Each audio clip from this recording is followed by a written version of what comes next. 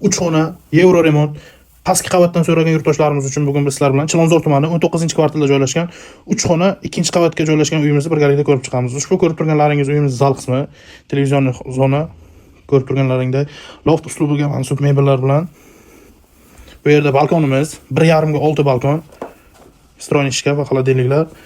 Va bu yerda oshxonamizni gaz qismini balkonga chiqarib, oshxonamizni o'rnida esa ovqatlanish uchun ukologlar qo'yilgan. Uyimizning umumiy maydoni 68 kvadratdan iborat. 4 qavatli binoning 2-qavatida joylashgan.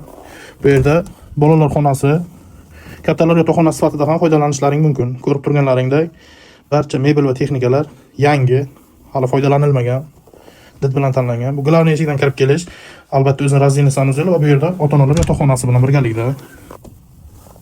Bu yerda ham kerakli barcha mebel texnikalar bilan jihozlangan, ranglar uyg'unligiga alohida e'tibor bilan jihozlangan uyimiz. Ko'rib turganlaringdek, bu yerda esa sanuzelimiz.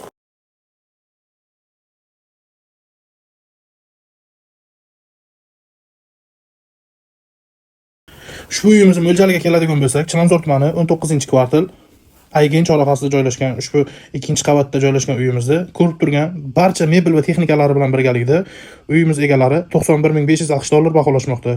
Sunnatiga ozgina o'tib beriladi. Agarda kimgadir qiziq bo'lsa, opsiyadagi raqamlarga qo'ng'iroq qilishingiz mumkin.